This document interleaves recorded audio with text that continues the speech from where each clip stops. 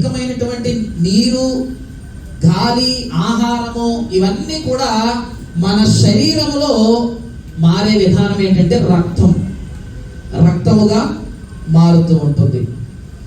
ఈ రక్తము అలాగే ఈ శరీరము మన యొక్క మనుగడను ఏం చేస్తూ ఉంటుంది అంటే ముందుకు తీసుకువెళ్తూ ఉంటుంది. ఎందుకు ఈ విషయాన్ని మీకు తెలియజేస్తున్నానంటే రక్తము, ఆయన యొక్క శరీరము జీవనాధారం అని ఇక్కడ మనకి తెలియజేయబడుతుంది. మీ అందరికీ తెలుసు, రక్తమే ప్రాణము. ఆదికాండము 9వ అధ్యాయం 4వ వచనం ప్రకారము రక్తమే ప్రాణమని మనకి వాక్యము బోధిస్తూ ఉంది. మరి అటువంటి రక్తము ఏం చేస్తూ ఉందంటే వ్యాధి నిరోధక శక్తి కలిగినటువంటి కణాలను కూడా ఉత్పత్తి చేస్తూ ఉంటుంది. అలాగే ఈ రక్తం ఏం చేస్తూ ఉంటుందంటే మరొక ముఖ్యమైన విషయము, శరీరములో ఏర్పరచబడినటువంటి మలినాలన్నీ కూడా తీసేసి ఎప్పటికప్పుడు శరీరాన్ని ఏం చేస్తూ ఉంటుందంటే శుద్ధి చేస్తూ ఉంటుంది. ఇది భౌతికమైన శరీరంలో జరిగేటువంటి అనుదిన ప్రక్రియ. అలాంటి ప్రక్రియలో భాగముగా మన శరీరాలు ఎప్పుడు కూడా నిరంతరము శ్రమిస్తూ ఉంటాయి. అయితే ఇక్కడ మనము క్రైస్తవ జీవితం గురించి మాట్లాడుతూ ఉన్నాము. క్రైస్తవ జీవితంలో రక్తము, శరీరము ఆ రెండు కూడా చాలా చాలా ప్రాణాధారాలు. ఎలాగనో మనం ఆలోచన చేయాలంటే మనకి ఇవ్వబడినటువంటి అధ్యాయము పరిశుద్ధ గ్రంథము నుండి యోహాను సువార్త 6వ అధ్యాయము, మరి అందులో ఉన్నటువంటి వచన భాగములు 52 నుంచి 59 వరకు మీరు అనేక మార్లు చదివి ఉంటారు. మరి ఒక మారు ఈ వచన భాగాల్ని ఒకసారి చదువుదాం. యోహాను సువార్త 6వ అధ్యాయము 52 నుండి 59 వచనాలు నేను చదువుతున్నాను, చూడండి. యూదులు ఈయన తన శరీరమును ఎలాగూ తిననీయగలడని ఒకరితో ఒకడు వాదించిరి. కావున యేసు ఇట్లనెను, మీరు మనుష్య కుమారుని శరీరము తిని ఆయన రక్తము త్రాగితేనే గాని మీలో మీరు జీవము గలవారు కారు. నా శరీరము తిని నా రక్తము త్రాగువాడే నిత్య జీవము గలవాడు. అంచె దినమున నేను వారిని లేపుదును. నా శరీరము నిజమైన ఆహారమును, నా రక్తము నిజమైన పానమునై ఉన్నది. నా శరీరము తిని నా రక్తము త్రాగువాడు నా యందును, నేను వాని యందును నిలిచియుందును. జీవము గల తండ్రి నన్ను పంపిన కనుక నేను తండ్రి మూలముగా జీవించుచున్నట్టే నన్ను తినువాడును నా మూలముగా జీవించును. ఇదే పరలోకము నుండి దిగి వచ్చిన ఆహారము. పితరులు మన్నాను తిని చనిపోయినట్టు కాదు, ఈ ఆహారము తినువాడు ఎల్లప్పుడూ జీవించునని నిశ్చయముగా మీతో చెప్పుచున్నానని. ఈ వచ్చిన భాగాలు యేసుక్రీస్తు యొక్క రక్తమును గురించి, ఆయన యొక్క శరీరమును గురించి మనకి బోధిస్తూ ఉన్నాయి. యోహాను సువార్త అంతా కూడా యేసుక్రీస్తును గురించినటువంటి గొప్ప జ్ఞానాన్ని మనకి బోధిస్తూ ఉంటాయి మిగిలిన సువార్తలతో పోలిస్తే. ఈ యోహాను సువార్త 6వ అధ్యాయానికి వస్తే ఇందులో జరిగిన విషయాలు మీరు గమనిస్తే మొట్టమొదట 5,000 మందికి రొట్టెలు పంచినట్లుగా ఉంటుంది, అంటే సమృద్ధిని చూడొచ్చు. తరువాత నీళ్ల మీద నడిచినటువంటి సందర్భం కనిపిస్తుంది. అక్కడ శిష్యులు భయపడుతుంటే వారిని ధైర్యపరిచినట్లుగా 6వ అధ్యాయం కనబడుతుంది. అటు తరువాత మరొక సంభాషణ మొదలవుతుంది. ఏంటా సంభాషణ అంటే అక్కడ ఉన్నటువంటి యూదులందరూ కూడా యేసు ప్రభువుని వెతుక్కుంటూ ఆయన దగ్గరకు వచ్చారు. ఎందుకు వచ్చారు అంటే వారు నిజంగా యేసు ప్రభు మాటలు వినాలని కాదు, యేసు ప్రభు పెట్టేటువంటి రొట్టెలు కానీ ఆహారము కానీ దొరుకుతుందనే ఉద్దేశంతో యేసు ప్రభు దగ్గరికి అనేక మంది వెంబడిస్తే యేసు ప్రభు వారు ఆయన ఈ మాట మాట్లాడుతూ ఈ విషయాలన్నీ కూడా చెప్తాడు. ఏంటా విషయం అంటే నేనే జీవాహారమును.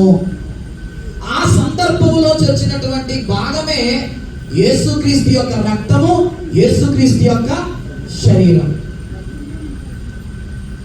మిగిలిన యేసు ప్రభు చేసినటువంటి ప్రసంగాలన్నీ కూడా ప్రజలకి నచ్చాయి. కానీ ప్రజలకి అత్యంత కష్టముగా భావించిన మెసేజ్ ఏదైనా ఉందంటే అది ఈ మెసేజ్. యోహాను సువార్త 6వ అధ్యాయంలో నా శరీరము తిని నా రక్తము త్రాగువాడనే మాట వచ్చేటప్పటికి ఆ మాటలు వారికి ఎలా ఉన్నాయంటే కష్టంగా ఉన్నాయి. అనగా యేసు ప్రభు చేసిన ప్రసంగాల్లో ఇది కష్టమైంది వారు వినడానికి, పాటించడానికి, వెంబడించడానికి. ఈ మాటలు చాలా కష్టంగా ఉన్నాయి. కానీ ఈ మాటలే మనకును వారికి క్రైస్తవులందరికీ చాలా చాలా అవసరమైనటువంటి మాటలు. కష్టంగా ఉండొచ్చు, వారికి చాలా కష్టంగా అనిపించవచ్చు, కానీ ఆ మాటలను పాటించిన వారికి మాత్రమే నిత్యత్వంలోనికి వెళ్ళేటువంటి అర్హత కలిగి ఉంటుంది. కనుక అలాంటి శ్రేష్టమైన మాటలను ఈ అధ్యాయంలో మనకి వివరించారు ప్రభు అయినటువంటి యేసు. మనం ఆలోచన చేస్తే ఇక్కడ జీవాహారం అనే మాట గురించి ఆయన యొక్క రక్తము, ఆయన యొక్క శరీరం అనే విషయాన్ని తీసుకొస్తూ ఉన్నారు. ఏంటి సందర్భము అనగా అక్కడ ఉన్నటువంటి యూదులు యేసు ప్రభుని ఎలా చూశారంటే ఒక ప్రవక్తగా చూశారు, ఒక రాజుగా చూడాలనుకున్నారు. కానీ ఎవరూ కూడా యేసు ప్రభువుని దేవుని కుమారుడుగా చూడలేదు. దేవుని కుమారుడిగా ఎవరు కూడా చూడలేకపోయారు. అలాగే ఆయనే రక్షకుడుగా చూడలేకపోయారు. వారికి ఎవరు కావాలంటే రాజుగా ఉండాలని చెప్పి ఇదే అధ్యాయంలో రాజుగా అభిషేకించాలని వారందరూ ఆశిస్తారు. ఆ సమయంలో వారితో జరుగుతున్నటువంటి సంభాషణలో చెప్తున్న మాట ఏంటా మాట అంటే ప్రజలందరికీ కూడా ఒక సూచన కావాలని అడుగుతారు. ఏంటా సూచన అంటే మోషే మాకు మన్నాను ఇచ్చాడు. అక్కడ ఆ మాటను ఒకసారి చదువుతున్నాను చూడండి. యోహాను సువార్త 6వ అధ్యాయం, యోహాను సువార్త 6వ అధ్యాయం 31వ వచనం. భుజించుటకు పరలోకము నుండి ఆయన ఆహారము వారికి అనుగ్రహించినని వ్రాయబడినట్టు మన పితరులు అరణ్యములో మన్నాను భుజించినని ఆయనతో చెప్పిరి. ఇశ్రాయేల్ అందరూ కూడా ఎలా చూసారంటే యేసు ప్రభువుని ధర్మశాస్త్రములో మోషే చేసినట్లుగా ఈయన కూడా నిత్యము ఏమివ్వాలి, ఆల్రెడీ నాకు 5,000 మందికి రొట్టెలు ఇచ్చాడు, మళ్ళా ఇంకా రొట్టెలు ఇచ్చాలి అనే ఉద్దేశంతోనే చూస్తున్నారు తప్ప, ఆహారం కోసమే చూస్తున్నారు తప్ప, మోషే ఎలాగైతే నిత్యము కూడా వారికి 40 సంవత్సరాలు మన్నా కురిపించాడు అలాగే చూస్తున్నారు తప్ప నిజంగా దేవుని కుమారుడని వారు చూడట్లేదు. అందుకనే వారి ఉద్దేశంలో కూడా మాట చూడండి, పరలోకము నుండి ఆయన ఆహారము వారికి అనుగ్రహించడం ఉంటుంది. నిజానికి మన్నా అనేది పరలోక సంబంధమైన ఆహారం కాదు, అది ఆకాశము నుండి కురవబడింది. మోషే ఇచ్చాడు. ఎవరి ద్వారా ఇచ్చాడంటే దేవుని ద్వారా ఇచ్చాడు. దేవుడు మోషేను సాధనంగా ఎంచుకున్నాడు తప్ప మోషే వారికి మన్నాను ఇవ్వలేదు. కానీ ప్రజల యొక్క ఉద్దేశం ఏంటంటే ఇది పరలోకం నుంచి వచ్చింది, మాకు మోషే ఇచ్చాడని వారు అనుకుంటున్నారు. అందుకు యేసు ప్రభు చెప్తున్న మాట ఏంటంటే నేను మోషే కంటే గొప్పవాడను. ఎలాగ గొప్పవాడునంటే ఆయన మాటలు చెప్తాడు 35లో, జీవాహారము నేనే, నా యొద్దకు వచ్చేవాడు ఏ మాత్రమును కూడా ఆకలి కొనడు, దప్పికొనడు. ప్రజలు వాళ్ళు ఎలా ఉన్నారంటే కేవలం మన్నాను తిన్నారు, అలాంటి మన్నాయే కావాలన్నారు. కానీ ఒక విషయం, ఇశ్రాయేలీయులు మన్నా తిన్నారు కానీ వాటిని మళ్ళా చివరికి ఏమన్నారో తెలుసా? సంఖ్యాకాండము 21వ అధ్యాయము 5వ వచనం చదివితే చవిసారము లేని ఆహారం అని అదే ఇశ్రాయేలీయులు అదే మన్నా కోసం వారు మాట్లాడారు. 40 సంవత్సరాలు తిన్నారు, ఏ లోటు లేకుండా తిన్నారు. కానీ ఆ ఆహారాన్ని చివరికి వారు ఏమని పిలిచారంటే చవిసారము లేని, ఎందుకు అసలు రుచి లేని ఆహారం అని మళ్ళా దాన్నే నిందించారు. అనగా ఇశ్రాయేలీయులు యోధా జనాంగము ఏం చేస్తూ ఉన్నారంటే ఈ ఇహ సంబంధమైనటువంటి క్షయమైనటువంటి ఆహారం కొరకే ప్రయాసపడుతున్నారు. అందుకే యేసు ప్రభు చెప్పాడు క్షయమైన ఆహారం కొరకు ప్రయాసపడద్దు. చీమలు కూడా ఎంతో కష్టపడతాయి, మీకు తెలుసు కదండి. చీమలు ఏం చేస్తాయంట, వర్షాకాలం వస్తుందని వేసవి కాలంలోనే చాలా ప్రయాసపడి చీమలు అహర్నిశలో 24 గంటలు ఏమాత్రం అలసిపోకుండా చీమలు ఏం చేస్తాయి? అందుకే జ్ఞాని అయినటువంటి సొలొమోను కూడా చెప్పాడు, సోమలి చీమల యొద్దకు వెళ్ళు అన్నాడు. అంటే చీమలు నిత్యము కష్టపడతాయి. కానీ మీకు ఒక ఆశ్చర్యమైన విషయం చెప్తా, చీమలు జీవిత కాలం ఎంతో తెలుసా? కేవలం 2 నెలలు. చీమల జీవిత కాలం ఎంత? 2 నెలలు. అంటే వేసవి కాలం ఒక 3 నెలలు వేసుకుంటే వేసవి కాలం అయిన తర్వాత వర్షాకాలంలో తిందామనుకుంటాయి, కానీ తినడానికి ఆ చీమ ఉండదు. చీమలు మాత్రం 24 గంటలు కష్టపడతాయి, క్షయమైన ఆహారం సంపాదించుకుంటాయి, దాచుకుంటాయి. కానీ తన ఆయుష్ అనేది చీమలకి సహకారం ఏమవుతుంది. అందుకే చీమలు ఏమవుతాయి అంటే 2 నెలలు చచ్చిపోతాయి. అంటే ఇప్పుడు ఆ సంపాదించినంతా కూడా ఎవరు తింటారు? తర్వాత ఉన్నటువంటి చీమలు తింటాయి. ఈరోజు మనం క్షయమైన ఆహారం కొరకు ఎంత ప్రయాసపడినా, దాని కొరకు ఎంత శ్రమించినా దానివల్ల వచ్చే ఉపయోగం ఏమి కూడా లేదు. సొలొమోను గారు ప్రసంగులు అంటారు, తన వార్తనాలకి ఉపయోగపడతారు తప్ప మనకి ఏమి కూడా. అలాగే చెప్పి కష్టపడడం మానేశారు కనుక దేవుని వాక్యం దాన్ని ఖండిస్తుంది. దశలోనికి రాసిన పత్రికలు అంటాడు, మీరు కష్టించి పని చేయాలని చెప్తూ ఉంటాడు పౌలు గారు. కష్టపడడం మానేమని చెప్పట్లేదు, కానీ కేవలము క్షయమైన ఆహారం కొరకు మాత్రమే బ్రతకొద్దు. అక్షయమైన ఆహారం ఒకటి ఉంది. ఆ అక్షయమైన ఆహారము యేసు ప్రభు అయినటువంటి నేనే జీవాహారం అనే మాటను ఆయన తెలియజేస్తూ ఉన్నాడు. కాబట్టి అలాంటి అక్షయమైనటువంటి ఆహారముగా ఆయన వేటిని గురించి మాట్లాడుతున్నాడంటే, నా శరీరము తిని నా రక్తము త్రాగవడు. ఆ మాటను మరొకసారి చదువుతున్నాను చూడండి. యోహాను సువార్త 6వ అధ్యాయము 53వ వచనములో మరొక మాట చదువుతాం ఈ మాట. కావున యేసు ఇట్లనెను, మీరు మనుష్య కుమారుని శరీరము తిని ఆయన రక్తము త్రాగితేనే గాని మీలో మీరు జీవము గలవారు కారు. అనగా యేసుక్రీస్తు యొక్క రక్తము క్రైస్తవులకు జీవనాధారం, యేసుక్రీస్తు యొక్క శరీరము క్రైస్తవులకు జీవనాధారం. అనగా క్రైస్తవులు బ్రతకాలి అంటే, క్రైస్తవులు జీవించాలి అంటే, క్రైస్తవులు నిత్యము ఉండాలంటే ఖచ్చితముగా వారు క్రీస్తు యొక్క శరీరము, క్రీస్తు యొక్క రక్తమును వాళ్ళు ఏం చేయాలి? తినుచు త్రాగాలి. ఈ మాటలను ఒక్కొక్కటిగా మనం ఆలోచన చేయగలిగితే, ముందుగా ఒకసారి ఆలోచన చేద్దాం. క్రైస్తవులకు రక్తమే జీవనాధారం. క్రైస్తవులకు రక్తమే జీవనాధారం. ఎలాగో ఒకసారి మనం చూద్దాం. ఎఫెసీయులకు రాసిన పత్రిక 1వ అధ్యాయము, ఎఫెసీయులకు రాసిన పత్రిక 1వ అధ్యాయము 7వ వచనాన్ని నేను చదువుతున్నాను, మీరు గమనించండి.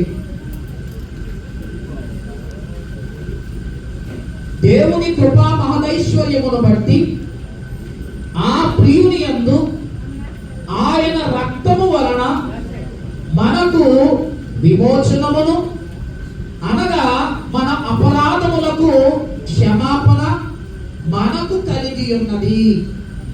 అనగా క్రీస్తు రక్తము క్రైస్తవులకు ఏ విధంగా జీవనాధారమో ఈ వచనం మనకి తెలియజేస్తూ ఉంది. క్రీస్తు రక్తమును బట్టే మనకు విడుదల కలిగిందని, క్రీస్తు రక్తమే మనకి పాప క్షమాపణ ఇస్తుందని, అలాగే క్రీస్తు రక్తమును బట్టే మనం ఈరోజు ఇంకనూ సజీవులుగా మరి కొనసాగుతున్నామనే విషయాన్ని ఈ వాక్య భాగం మనకి బోధిస్తూ ఉంది. ఒకసారి ఈ మాటను శ్రద్ధగా ఆలోచించుదాం. అనగా క్రీస్తు రక్తం ఎలా ఉందంటే మనకి జీవనాధారంగా ఉంది. ఇదే మాట రోమీయులకు రాసిన పత్రికలో కూడా అపోస్తలుడైనటువంటి పౌలు గారు ఈ విషయాన్ని తెలియజేస్తూ ఉన్నారు. రోమీయులకు రాసినటువంటి పత్రిక 3వ అధ్యాయము 26వ వచనాన్ని మనం చూస్తే, క్రీస్తు యేసునందు రక్తమందలి విశ్వాసము ద్వారా ఆయనను కరుణాధారముగా బయలుపరిచెను. దేవుడు అప్పటి కాలమందు తన నీతిని కనుపరిచి నిమిత్తము తాను నీతిమంతుడును యేసునందు విశ్వాసము గలవానిని నీతిమంతునిగా తీర్చువాడనై ఉండుటకు ఆయన అలాగూ చేశాడు. కరుణాధారముగా చేశాడంటండి. దేన్ని అంటే యేసుక్రీస్తు రక్తమునందలి విశ్వాసమును మనకి ఎలా చేశాడు? కరుణాధారం. అంటే క్రైస్తవులకి కరుణకు ఆధారం ఏదైనా ఉంది అంటే అది ఏమిటంట? యేసుక్రీస్తు ప్రభువారి యొక్క రక్తం. మీరు పాత నిబంధనలో ఒకసారి మీరు ఆలోచన చేయగలిగితే ప్రత్యక్ష గుడారములో ఇశ్రాయేలీయులకు కరుణ వచ్చేటువంటి ఒక స్థలం ఉంది. ఎక్కడది? మందసం పైన ఉన్నటువంటి కరుణాపీఠం. కరుణాపీఠము దగ్గర నుంచే తండ్రి అయినటువంటి దేవుడు ఇశ్రాయేలుతో మాట్లాడేవాడు. ఆ కరుణాపీఠము దగ్గర నుంచే తండ్రి అయినటువంటి దేవుడు తన ప్రజలకు శాంతిని, నెమ్మదిని దయచేసేవాడు. ఎందుకంటే ఆ కరుణాపీఠము ఎదుట ఒక ధూపార్తి ఉంటుంది. ఆ ధూపార్తిలో నుంచి వచ్చేటువంటి ఆ ధూపము కరుణాపీఠమును చేరినప్పుడు ఆ కరుణాపీఠం మీద ఉన్నటువంటి ఆ దేవుని యొక్క ప్రత్యక్షతను బట్టి ఇశ్రాయేలు ప్రజలకు ఏమొచ్చిందంటే కరుణను దేవుడు ప్రసాదించేవాడు.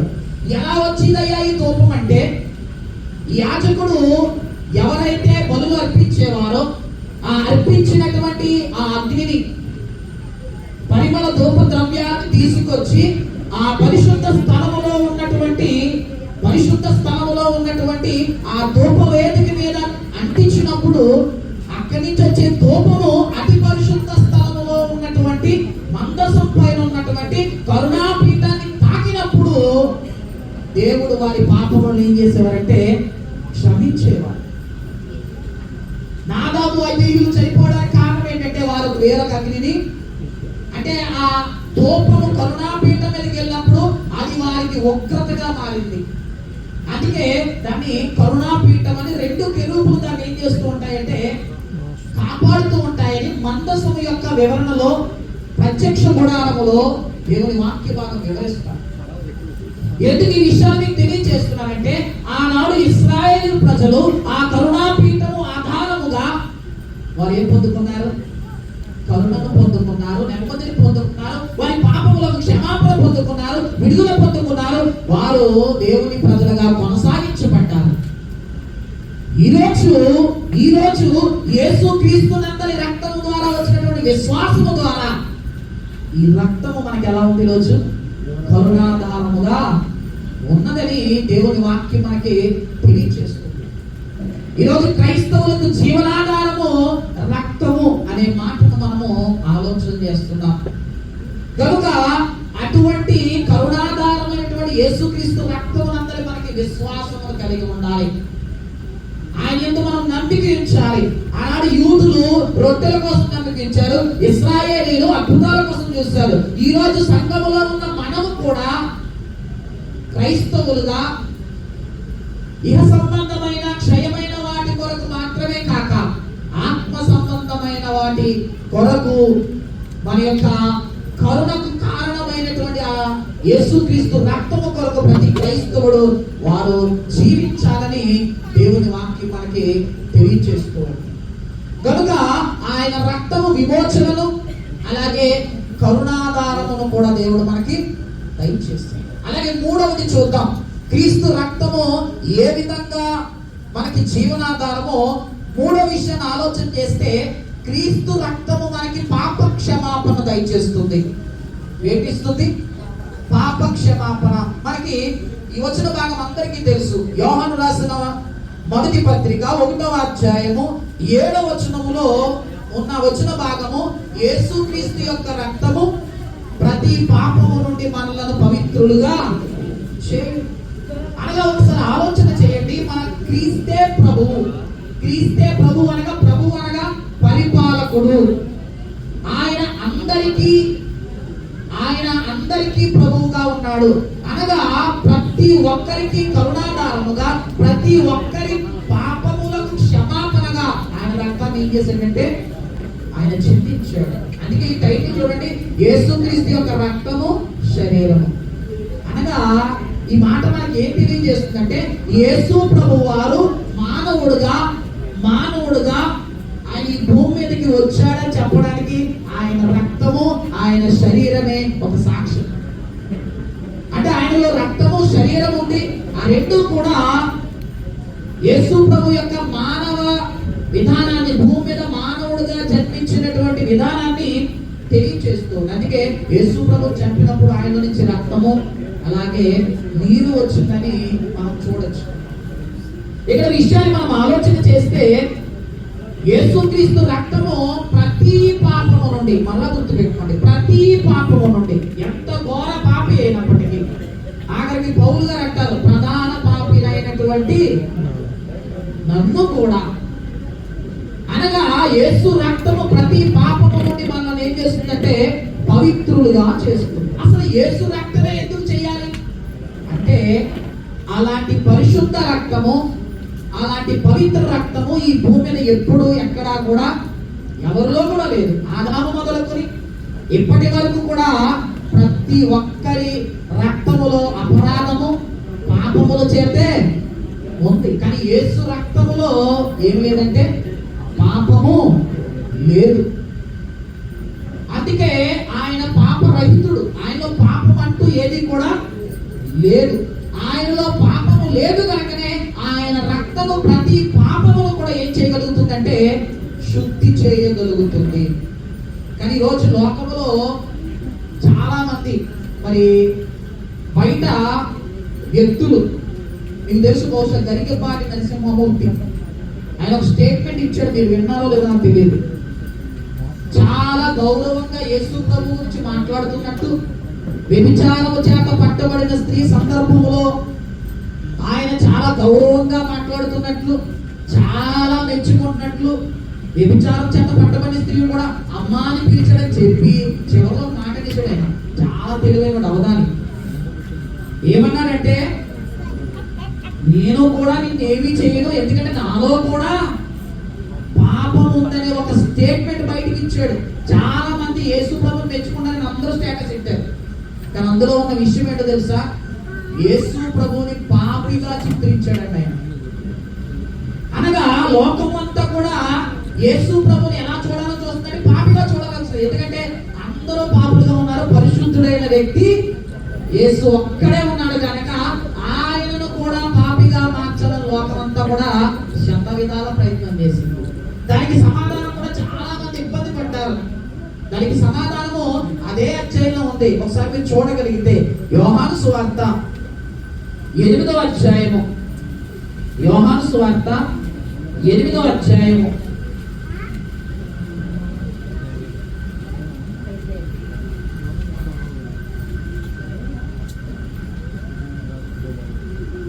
ఈ వచ్చిన భాగము 10వ వచనంలో ఉంది.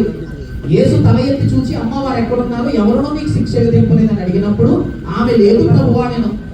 అందుకు యేసు, నేనునో నీకు శిక్ష విధింపను. ఈ మాటలు పట్టుకున్నాడు ఈయన. నేనునో నీకు శిక్ష విధింపను అంటే అర్థం ఏంటంటే యేసు ప్రభువులో కూడా పాపం ఉంది కాబట్టి ఆయన కూడా ఏమైపోయాడు, ఎంత వక్రీకరించాడో తెలుసండి ఆయన. ఈ వాక్య భాగాన్ని చాలా వక్రీకరించి యేసు ప్రభువునే పాపిగా చేయాలని చూశాడు. కానీ అక్కడ గమనించండి, ఆ స్టేట్మెంట్ చాలా జాగ్రత్తగా గమనించండి. ఏమంటూ ఉన్నాడంటే, నేనును నీకు శిక్ష విధింపను అన్నాడు తప్ప విధింపలేను అనలేదు. ఆ స్టేట్మెంట్ చాలా జాగ్రత్తగా చదవాలి.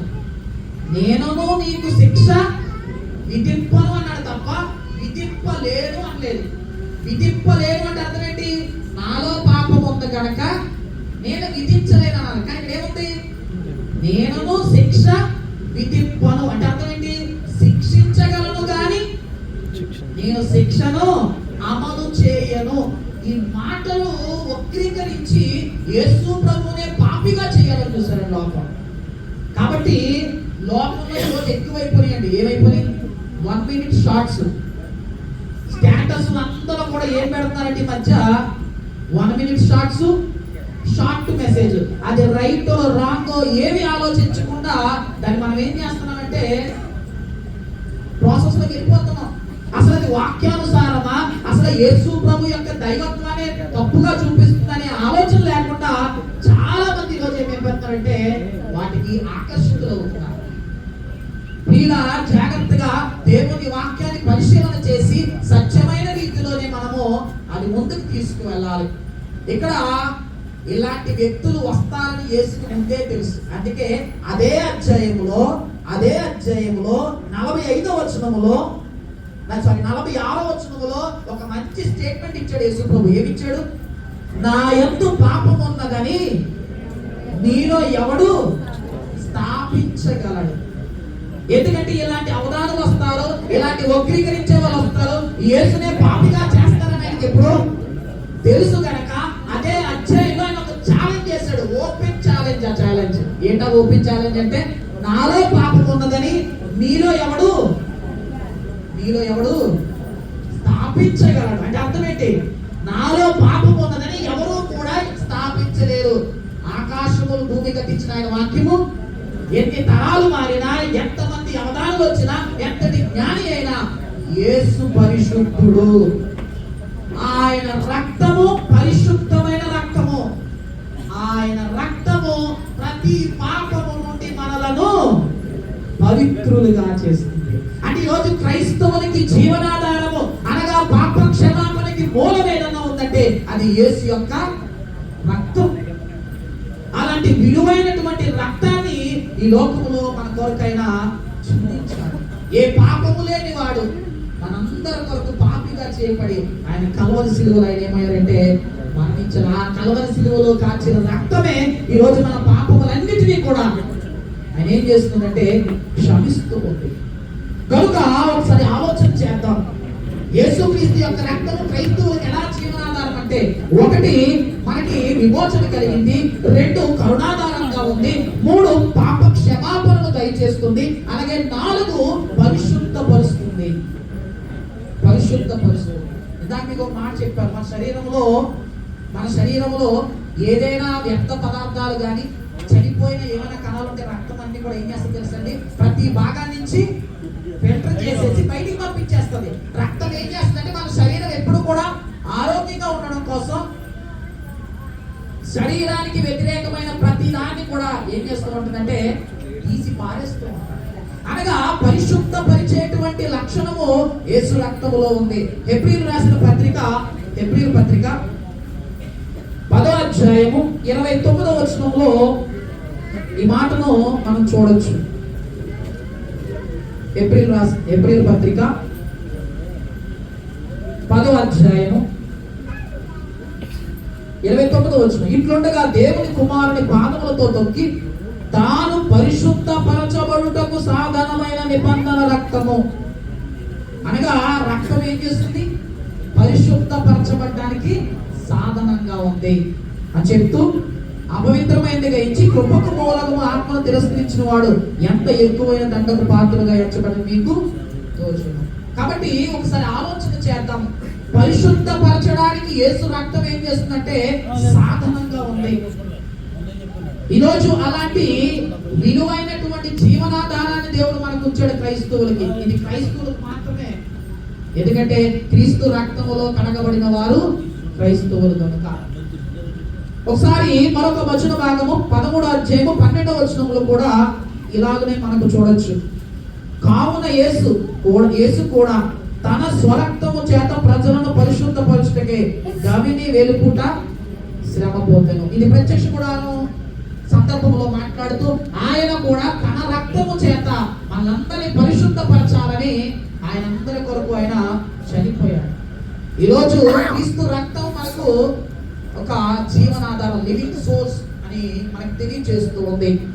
అలాగనే మనస్సాక్షిని కూడా శుద్ధి చేస్తుంది. హెబ్రీయులకు రాసిన పత్రిక 9వ అధ్యాయము 14వ వచనం, మనస్సాక్షిని కూడా శుద్ధి చేసేది క్రీస్తు రక్తం అని మనకి వచన భాగం తెలియజేస్తుంది. నిత్యుడగు ఆత్మ ద్వారా తాను దేవునికి నిర్దోషినిగా అర్పించుకొనిన క్రీస్తు యొక్క రక్తము మీ జీవక్రియలను విడిచి జీవము గల దేవుణ్ణి సేవించుటకు మీ మనస్సాక్షిని ఎంతో ఎక్కువగా శుద్ధి చేయాలి. ఈరోజు మన మనస్సాక్షిని కూడా, ఎందుకంటే మన మనస్సాక్షి ప్రతిరోజు కూడా ఏం చేస్తుందంటే నిందించే అవకాశం ఉంటుంది. అలాంటి నిందించే అవకాశం లేకుండా క్రీస్తు రక్తం మనల్ని ఏం చేస్తుందంటే శుద్ధి చేస్తుంది. కనుక ఒకసారి మనం ఈ వచన భాగాలన్నిటికీ మనం పరిశీలిస్తే క్రీస్తు రక్తము మనకి జీవనాధారంగా, క్రైస్తవులకి జీవనాధారంగా కనిపిస్తూ ఉంది. అలాగే మరొక మాట, నీతిమంతులుగా కూడా మార్చుతుంది. రోమపత్రిక 5వ అధ్యాయము 9వ వచనములో క్రీస్తు రక్తము నీతిమంతులుగా మార్చుతుందని ఆ వచన భాగము కూడా మనకి తెలియజేస్తుంది. కాబట్టి ఆయన రక్తము వలన ఇప్పుడు నీతిమంతులుగా తీర్చబడి మరింత నిశ్చయముగా ఆయన ద్వారా ఉగ్రత నుండి, నీతిమంతుడు లేడు ఒక్కడు లేడు, కానీ క్రీస్తు రక్తం వాళ్ళందరినీ కూడా ఎలా మారుస్తుందంటే నీతిమంతులుగా మారుస్తుంది. అనగా క్రీస్తు రక్తం ఎలాంటి జీవనాధారంగా ఉందో ఒకసారి గమనించండి. విమోచనగాను, కరుణాధారముగాను, పాప క్షమాపణకు, పరిశుద్ధపరచుటకు, మనస్సాక్షి శుద్ధి చేయుటకు, నీతిమంతులుగా మారుటకు. మరొక ముఖ్యమైన విషయము, ఈరోజు మనమందరము సంఘములో అతి పరిశుద్ధ స్థలము, పరిశుద్ధ స్థలం అనే భేదము లేకుండా మనమందరం ప్రవేశించడానికి కూడా కారణం ఏదన్నా ఉందంటే క్రీస్తు రక్తం. హెబ్రీయులకు రాసిన హెబ్రీ పత్రిక 10వ అధ్యాయము 20వ వచనములో ఈ మాట మీరు చూడగలరు.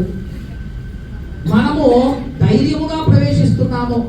ఈరోజు మనము ఆరాధించడానికి అర్హులుగా ఎంచబడ్డాము. అలాగనే సంఘముగా కలిసి ఇక్కడ ఏ భేదము లేకుండా మనం ఆరాధించే అవకాశాన్ని దేవుడు ఇవ్వడానికి గల కారణము ఆయన యొక్క రక్తము. చూడండి, ఈరోజు క్రైస్తవులుగా మన జీవనాధారమైనటువంటి యేసుక్రీస్తు యొక్క రక్తమును మనము జ్ఞాపకం చేసుకోవాలి. ఆయన యొక్క శరీరము కూడా జీవనాధారమే. అందుకే రక్తమును గురించి ఇంత జీవనాధారం కనుక వారు పొగిడారని ప్రకటన గ్రంథము 1వ అధ్యాయము 6వ వచనములో అక్కడ స్తుతిస్తున్నట్లుగా మనము చూడగలం. ప్రకటన గ్రంథము 1వ అధ్యాయము 6వ వచనం, మనలను ప్రేమించుచు తన రక్తం వల్ల మన పాపముల నుండి మనల్ని విడిపించిన వారికి మహిమయు ప్రభావమును యుగయుగములు కలుగునుగా. కనుక తన రక్తం వల్ల మన పాపములు విమోచించాడు కనుక అందును బట్టి అక్కడ ఆయనకి మన దేవునికి స్తుతులు చెల్లిస్తున్నట్లుగా ఈ వచ్చిన భాగాలు తెలియజేస్తున్నాయి. కనుక రక్తము జీవనాధారంగా మనం చూస్తాం. అలాగే యేసుక్రీస్తు శరీరము కూడా ఒక లివింగ్ సోర్సే. ఒకసారి చూద్దాం, రోమపత్రిక 7వ అధ్యాయము 4వ వచనములో యేసు యొక్క శరీరము ఏ విధంగా జీవనాధారమో ఈ వచన భాగాలు చూస్తే మనకు అర్థమవుతుంది. రోమపత్రిక 7వ అధ్యాయము 4వ వచనం, నేను ఎంత దౌర్భాగ్యుడును, ఇట్టి మరణమునకు లోనగు శరీరము నుండి నన్ను ఎవడు విడిపించును. అనగా ఇక్కడ మనం నేర్చుకోవాల్సిన విషయం ఏంటంటే క్రీస్తు శరీరము మనకి ఎలా జీవనాధారం అయిందంటే ఈ భౌతికమైన శరీరము అక్షయతను సంపాదించుకోవాలి. అనగా మనము ఒకవేళ ఈ భౌతిక శరీరంతో ఉంటే శరీరం ఏమైపోతుంది? నశించిపోతుంది. కానీ దేవుని యొక్క ఉద్దేశం ఏంటంటే ఆత్మ ఎల్లప్పుడూ జీవించినట్లుగా శరీరము కూడా జీవించినట్లు చేయడానికి ఈ క్షయమైనటువంటి శరీరానికి దేవుడు ఏమిస్తున్నాడంటే అక్షయమైనటువంటి శరీరాన్ని ఇస్తున్నాడు. ఈరోజు మనందరికీ అక్షయమైన శరీరము రావాలి అంటే అది కేవలము క్రీస్తు శరీరమును బట్టే ఈరోజు మనకి ఏమవుతుంది? లభిస్తుంది. అనగా క్రీస్తు శరీరం మనకి ఎలా జీవనాధారం అయిందంటే ఈ క్షయమైనటువంటి శరీరానికి దేవుడు అక్షయతను ఏం చేస్తున్నాడంటే ఆయన ఏర్పాటు చేసుకున్నాడు. అందుకే మరణమునకు లోనైనటువంటి ఈ శరీరం నుంచి మనలను విడిపించి మరణము లేనటువంటి శరీరాన్ని ప్రసాదించడానికి క్రీస్తు తన శరీరాన్ని మనందరి కొరకు ఏం చేశాడు? ఆయన అప్పగించాడు. ఈ మాట కొరింథీయులకు రాసిన మొదటి పత్రిక 15వ అధ్యాయము 42వ వచనములో ఈ మాటను మనం చూడొచ్చు. కొరింథీయులకు రాసిన మొదటి పత్రిక 15వ అధ్యాయము 42వ వచనం, మృతుల పునరుత్థానం అలాగే శరీరము క్షయమైనదిగా విత్తబడి అక్షయమైనదిగా.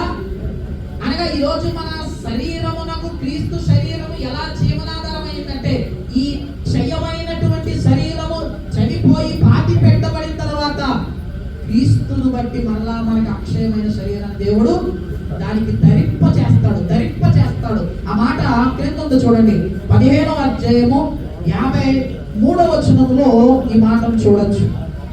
ఇదిగో క్షయమైన ఈ శరీరము అక్షయతను ధరించుకొనవలసి ఉన్న మర్త్యమైన ఈ శరీరము అమర్త్యతను ధరించుకొనవలసి ఉన్నది. అనగా ఈ భూమి మీద మరణానికి లోనయ్యేటువంటి మన శరీరాలను అక్షయమైన వాటిగా, నిత్యము జీవించేటువంటిగా, నశించిపోనటువంటి శరీరముగా మార్చగలిగేటువంటి శక్తి అది క్రీస్తు శరీరానికి ఉంది. ఇందాకే మనం చదువుకున్నాం. ఆ చదివిన మాటలు బట్టి క్రీస్తు శరీరము మనందరికీ ఏమిస్తుందంటే ఒక క్రొత్త శరీరాన్ని ఇస్తుంది. క్షయమైన శరీరానికి అక్షయమైనటువంటి శరీరాన్ని ఏం చేస్తూ ఉందంటే మనకి ప్రసాదిస్తూ ఉంది. అది ఎప్పుడు జరుగుతుందంటే యేసుక్రీస్తు రెండవ రాకడలో మనమందరం కూడా ఏమవుతాము? ముందుగా సమాధుల్లో ఉన్నవారు లేపబడతారు. వారి క్షయమైనటువంటి శరీరానికి దేవుడు అక్షయమైన శరీరాన్ని యాడ్ చేస్తాడు. ఇది ఎలా సాధ్యమైంది అంటే అది క్రీస్తు ఆయన శరీరము మరణించడము ద్వారా మాత్రమే అది సాధ్యమైనది. క్రీస్తు శరీరము మరణించకపోతే ఈరోజు మనకి అక్షయమైన శరీరము రాదు. అనగా క్రీస్తు శరీరము క్రైస్తవులకు జీవనాధారము. ఇందాక చదివిన హెబ్రీ పత్రిక 10వ అధ్యాయము 19వ వచనం మీరు చూస్తే శరీరం అనే తెర చిరిగిందని చెప్తాడు. అక్కడ శరీరం అనే తెర అనగా ఒక లేవీయుడు తప్ప మిగిలిన వారు ఎవరూ కూడా వెళ్ళలేకపోయారు. అన్యులు యూదులు అనే భేదం వచ్చింది. ఇవన్నీ తీసేయడానికి యేసుక్రీస్తు శరీరం అనే తెరే అక్కడ ఏమైందంటే చిరిగినట్లుగా ఇందాక చదివినటువంటి హెబ్రీ పత్రిక 10వ అధ్యాయంలో ఈ మాట మరొకసారి చూద్దాం. హెబ్రీ పత్రిక 10వ అధ్యాయము 19వ వచనం. సహోదరులారా, యేసు మన కొరకు ప్రతిష్ఠించిన మార్గమును అనగా నూతనమైనది జీవము గలది ఆయన శరీరమును తెర ద్వారా, అనగా ఆయన శరీరము ఈ భూమి మీద అది చనిపోయి పాతి పెట్టబడి తిరిగి లేచిన కారణాన ఆ శరీరమును బట్టి మనందరికీ కూడా ఏమొచ్చిందంటే అక్షయత అనేది లభిస్తూ ఉంది. కనుక ఈ వచ్చిన భాగాన్ని మనం గమనిస్తున్నప్పుడు అయ్యా ఈరోజు క్రైస్తవులకి క్రీస్తు శరీరం ఎలాగయ్యా జీవనాధారం అంటే, ఈరోజు ఒకవేళ మనం మరణించిన క్రైస్తవులుగా మనం మరణించిన దేవుడు మన శరీరాలకు వలక మహిమ శరీరాన్ని ఇస్తాడు, అక్షయమైన శరీరాన్ని ఇస్తాడు. ఫిలిప్పీ పత్రిక 3వ అధ్యాయం అంటాడు, దీన శరీరమునకు మహిమా శరీరమును ఆయన అనుగ్రహిస్తాడని ఉంది. అనగా ఈ మంటి ఘటము, దాని సారంగా చూడండి, మంటి ఘటము లాంటి ఈ శరీరానికి దేవుడు ఏమిస్తాడంటే అక్షయమైనటువంటి శరీరాన్ని ప్రసాదిస్తున్నాడు. కనుక మనము ఆలోచన చేయాలి. ఈరోజు క్రీస్తు రక్తము, క్రీస్తు శరీరము మనకి చాలా జీవనాధారం. వాటిని కలిగి ఉన్నవారు ఏమవరు? నా శరీరము తిని నా రక్తము త్రాగువాడు వాడు నిత్య జీవం కలవాడు, వాడు నిత్యత్వంలో ఉంటాడు, వాడు నిత్యము జీవిస్తాడనేటువంటి వాక్య భాగాన్ని దేవుడు మనకు తెలియజేస్తూ ఉన్నాడు. అందుకనే అటువంటి అమర్త్యతను సంపాదించుకునే శరీరానికి వెళ్ళడానికి క్రీస్తు శరీరంగా ఏమార్చాడు? సంఘమునే చేసుకున్నాడు. ఈరోజు సంఘమే ఆయన యొక్క శరీరము. ఈరోజు క్రీస్తు సంఘమును ఆయన ఏర్పాటు చేసి ఈ క్రీస్తు సంఘమునకు అమర్త్యతను, అక్షయతను ఆపాదించడానికి ఆయన సంఘం అనే దాన్ని మనకి ముందుగానే ఆయన సిద్ధపరిచి వెళ్ళారు. కనుక ఈరోజు సంఘములో ఉంటున్న మీరు క్రీస్తు శరీరం అనే ఆ తెరను మరి చింపినటువంటి, అనగా క్రీస్తు శరీరము చనిపోయిన తర్వాత మనం అందరం తిరిగి బ్రతికించబడ్డాము. కనుక ఆ తిరిగి లేచినటువంటి యేసు ప్రభు ఎలాగైతే తిరిగి లేచాడో మనము కూడా క్రీస్తునందు విశ్వాసం వచ్చిన వారు, రక్షణ పొందిన వారు కూడా ఏమవుతారంటే తిరిగి లేపబడతారు. మరి ఎంతటి విలువైనటువంటి క్రీస్తు రక్తము, క్రీస్తు శరీరము, క్రీస్తు రక్తము, క్రీస్తు మన జీవనాధారం అయితే మరి మనమే చేయాలి. అందుకనే ఒక విషయాన్ని మీరు జ్ఞాపకం చేసుకోండి. రక్తము, శరీరం. ఇప్పుడు మీరు ఏ శరీర భాగములో ఏ శరీరాన్ని ఎక్కడ పోసినా ముందే వస్తుంది, ముందు రక్తం వస్తుంది. అంటే అర్థం ఏంటి? చాలా కలిసి ఉంటది. రక్తము శరీరం చాలా కలిసి ఐక్యతగా సహవాసంలో ఉండాలి. అనగా ఈరోజు ఉండడానికి దేవుడిచ్చినటువంటి ఒక గొప్ప ఆజ్ఞే ప్రభురాత్రి భోజనం. ఈరోజు క్రీస్తు రక్తము, క్రీస్తు శరీరము మీకు జీవనాధారం అని తెలిసినప్పుడు ప్రభురాత్రి భోజనమును ప్రతి ఆదివారం కూడా మీరు ఏం చేయాలి? అది మీరు ఖచ్చితంగా తీసుకోవాలి. ఎందుకు అంటే మీరు మరలా గమనించండి, వాక్యము అంతా మనం ఒకసారి వెనక్కి మీరు వెళ్ళి ఆలోచన చేస్తే ఆయన రక్తము శరీరం అని ఎందుకు మాట్లాడుతున్నాడంటే దేవునితో సహవాసంలో ఉండాలని ఆయన ఆశిస్తూ ఉన్నాడు. అందుకే యూదులకు ఆ విషయం అర్థం కాలేదు. ప్రవక్తగా చూశారు, రాజుగా చూశారు, కానీ ఆయన ఏమని చెప్తున్నాడు? నా శరీరము నా రక్తము, అనగా మీరు నా ద్వారా దేవునితో సహవాసంలో ఉంటారనే విషయాన్ని వారికి బోధించడానికి నా శరీరము నా రక్తం అనే మాటను అక్కడ ఉపయోగించారు. ఈరోజు ఈ మాటలు వింటున్నటువంటి ప్రియ సంగమ క్రైస్తవులారా, ఒక విషయాన్ని గమనించండి. ప్రభురాత్రి భోజనము ప్రతి ఆదివారం పాల్గొనడంలో మనము ఆయనతో సహవాసంలో ఉంటున్నాం. అందుకే దీనిని కొరింథీయులకు రాసిన మొదటి పత్రిక 10వ అధ్యాయం 16వ వచనంలో ఒక చాలా శ్రేష్టమైన మాట మాట్లాడారండి. ప్రభురాత్రి భోజనానికి ఏమని మాట్లాడారు? ఆశీర్వచనపు పాత్ర. అనగా ప్రభురాత్రి భోజనములో అనగా రొట్టె క్రీస్తు శరీరానికి సాదృశ్యము, ద్రాక్షరసము అనగా ఆయన రక్తానికి సాదృశ్యము. ఈ ప్రభురాత్రి భోజనాన్ని అక్కడ ఏమని మాట్లాడుతున్నాడంటే ఆశీర్వచనపు పాత్ర. ఒకసారి మాట చూడండి, కొరింథీయులకు రాసిన మొదటి పత్రిక 10వ అధ్యాయము 16వ వచనం. మరియు దీవించు ఆశీర్వచనము పాత్రలోనిది త్రాగుట క్రీస్తు రక్తములో పాలు పుచ్చుకొనుటయే కదా. మనము విరుచు రొట్టె తినుట క్రీస్తు శరీరములో పాలు పుచ్చుకొనుటయే కదా. అనగా ఈ రోజు మీరు క్రీస్తు రక్తము, క్రీస్తు శరీరము జీవనాధారం అని తెలుసుకున్నప్పుడు మీరు ఆ ఆశీర్వచనము పాత్రలో మీరు ఏం చేయాలి? దీవించబడిన పాత్ర అన్నాడు అక్కడ. దీవించు ఆశీర్వచన పాత్ర అన్నాడు. అనగా ప్రభురాత్రి భోజనాన్ని ప్రతి ఒక్కరూ పాటించడంలో అది మనకి దీవెన, ఆశీర్వచనం అని ఈ వాక్య భాగం మనకి ఏం చేస్తుంది? తెలియజేస్తుంది. ఏంటయ్యా దీవెన, ఏంటయ్యా ఆశీర్వాదం అంటే నిత్యత్వములో ఉంటారు, నిత్యము ఉంటారు. క్షయమైనటువంటి శరీరానికి అక్షయతని యాడ్ చేస్తారు. పాప క్షమాపణ, అలాగే ఇందాక మనం చూసిన లక్షణాలన్నీ కూడా మనకి ఏం జరుగుతాయి? ఆపాదించబడుతున్నాయి. కనుక అందుకనే వీటికి మనకి కొరింథీ పత్రిక 11:24 అంటాడు, నేను మీకు అప్పగించిన దాన్ని జ్ఞాపకము చేసుకొనుటకే చెయ్యండి అని చెప్పాడు.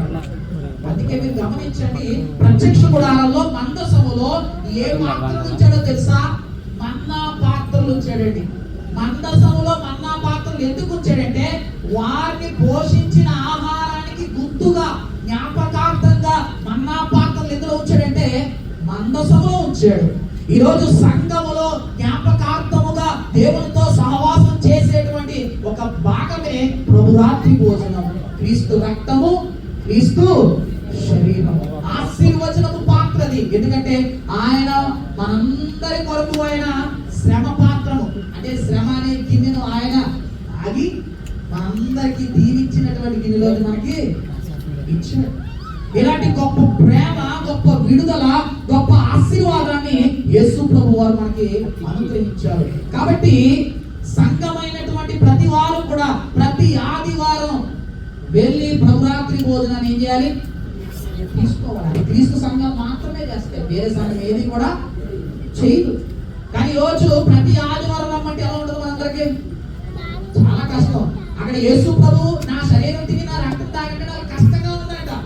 అయ్యి బాబు ఈ చెప్పిన మాట మనకు చాలా కష్టంగా ఉంది, మేము ఇదేమి కూడా చేయలేమని చెప్పి అందరూ ఏం చేశారు? వెళ్ళిపోయారు. ఈ రోజు ప్రభురాత్రి భోజనం ప్రతి ఆదివారం తీసుకోమంటే మీకు ఎలా ఉంటుంది? సంఘానికి ఎప్పుడో నచ్చినప్పుడు, లేదంటే మొదటి ఆదివారమో, లేదంటే ఎప్పుడో మీకు వీలు కుదిరినప్పుడు వచ్చి తీసుకున్నారు తప్ప ప్రతి ఆదివారం తీసుకోవాలని ఆలోచన సంఘంలో మీకు ఉందా?